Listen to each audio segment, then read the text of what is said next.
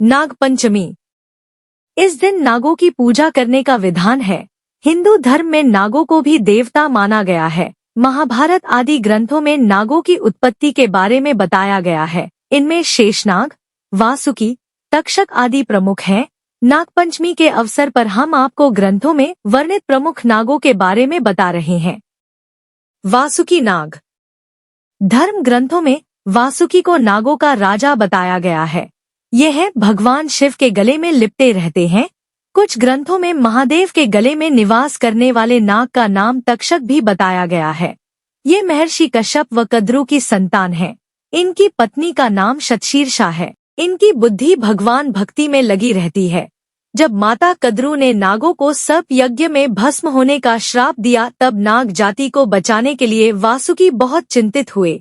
तब एलापत्र नामक नाग ने इन्हें बताया कि आपकी बहन जरत्कारु से उत्पन्न पुत्र ही सर्प यज्ञ रोक पाएगा। तब नागराज वासुकी ने अपनी बहन जरत्कारु का विवाह ऋषि जरत्कारु से करवा दिया। समय आने पर जरत्कारु ने आस्तिक नामक विद्वान पुत्र को जन्म दिया। आस्तिक ने ही प्रिय वचन कहकर राजा जन्मेजय के सर्प यज्ञ को बंद करवाया था।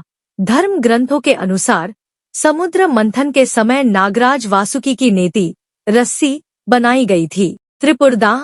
इस युद्ध में भगवान शिव ने एक ही बाण से राक्षसों के 3 पुरों को नष्ट कर दिया था।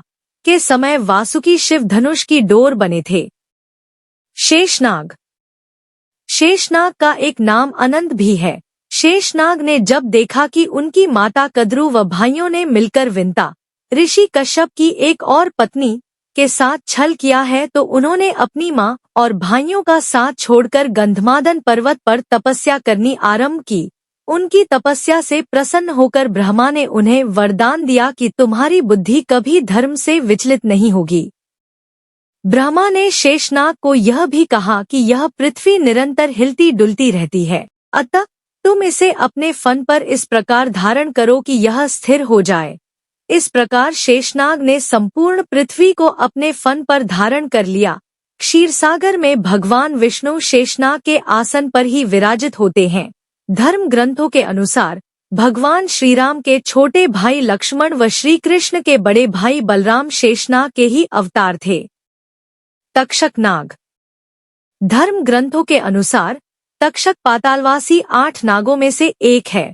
तक्षक के संदर्भ में महाभारत में वर्णन मिलता है। उसके अनुसार श्रृंगी ऋषि के शाप के कारण तक्षक ने राजा परीक्षित को डसा था, जिससे उनकी मृत्यु हो गई थी। तक्षक से बदला लेने के उद्देश्य से राजा परीक्षित के पुत्र जन्मेजय ने सर्प यज्ञ किया था। इस यज्ञ में अनेक सर्प आकर गिरने लगे। यह देखकर तक्षक देवराज इंद्र की शरण में गया। जैसे ही ऋत्विजों, यज्ञ करने वाले ब्राह्मण ने तक्षक का नाम लेकर यज्ञ में आहुति डाली, तक्षक देवलोक से यज्ञ कुंड में गिरने लगा। तभी आस्तिक ऋषि ने अपने मंत्रों से उन्हें आकाश में ही स्थिर कर दिया। उसी समय आस्तिक मुनि के कहने पर जन्मेजय ने सर्प यज्ञ रोक दिया और तक्षक के प्राण बच गए।